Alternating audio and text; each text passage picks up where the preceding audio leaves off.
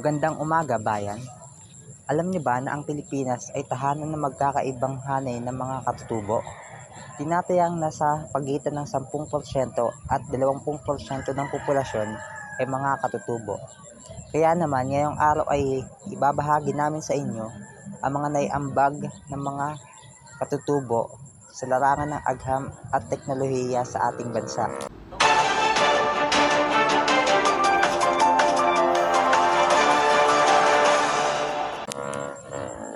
Ang mga ipugaw o igorot ay isa sa mga malalaki ang naiambag sa ating bansa dahil sa kanilang paglikha sa mga rice terraces na matatagpuan sa mabundok na probinsya ng Ifugao, Benguet, Mountain Province at Nueva Vizcaya. Nag-ukit ang mga ipugaw ng malalawak na rice terraces sa mga gilid ng bundok upang maagawa ng sustainable na paraan para makapagpalago ng mga bigas sa mapaghamon nilang kapaligiran. Ang Ifugao Rice Terraces ay madalas na tinatawag na 8th Wonder of the World at ito ay isang pambansang simbolo ng Pilipinas dahil nagdadala sila ng turista sa bansa at ito ay isang mahalagang bahagi ng pamana ng kulturang Pilipino. Nag-uulat, Joshua De Merin.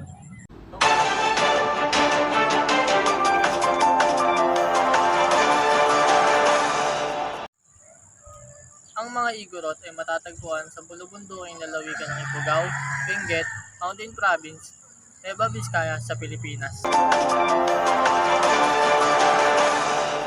Ang kalasag ng igorot ay tinatawag na kalasag o kalasak. Depensa sa pakikidigma. Pangunahing ginagamit para sa proteksyon sa panahon ng inter-tribal clashes at headhunting raid. Isang kasanayan na sentro sa kanilang panlipunan kaayusan. Simbolo ng katayuan. Ang pagkakayari at mga dekorasyon sa kalasag ay nagpapahiwatig din ng katayuan sa lipunan ng mandirigma. Ang kalasag ay kumakatawan sa mayamang pamana ng kultura, pagkakayari ng mga igorot. Ito ay nagsisilbing paalala ng pre-colonial na kasaysayan ng Pilipinas at ang tradisyonal na paraan ng pamumuhay sa rehiyon ng Cordillera. Ang disenyo at pag-andar ng kalasag ay sumasalamin sa kahalagan at katapangan lipunang igorot. Nag-uulat, Angelo Mendoza.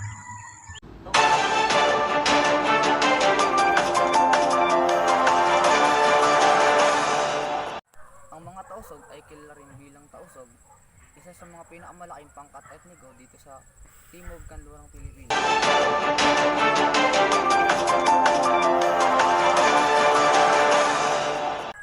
Sila ay pangunahing naninirahan sa kapuluan ng Sulu na matatagpuan sa Timog Kanlurang bahagi ng isla ng Mindanao.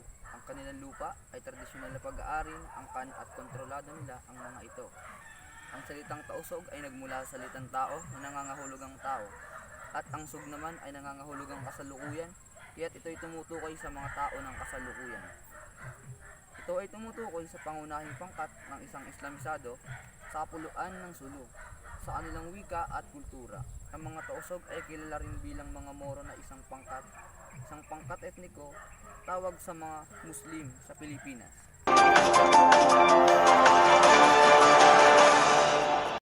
The Taboli people, indigenous communities nested around Upper Alavil in the province of Sarangani. With their rich heritage and distinct traditions, they serve as a reminder of Mindanao's culture essence. As the modern world encroaches every part of the Philippines, the impact of the Taboli people still boasts the same significance as time passes. Lake Cebu is a tranquil home for the Taboli people, surrounded by picturesque landscapes to uphold their heritage.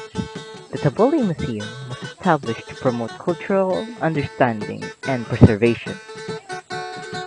At the core of Taboli craftsmanship lies the art of brass casting.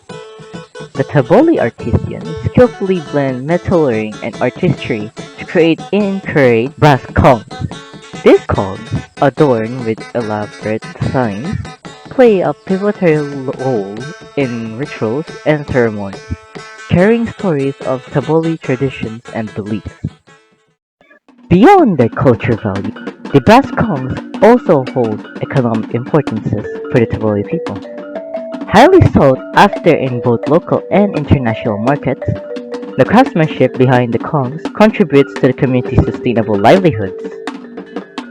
With their unique attire and vibrant festivals, the Tavoy people proudly uphold their cultural identity.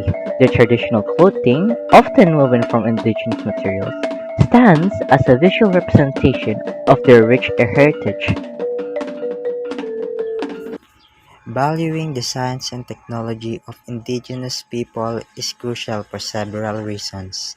It promotes cultural diversity, preserves traditional knowledge, fosters sustainable practices, and encourages a more inclusive approach to innovation.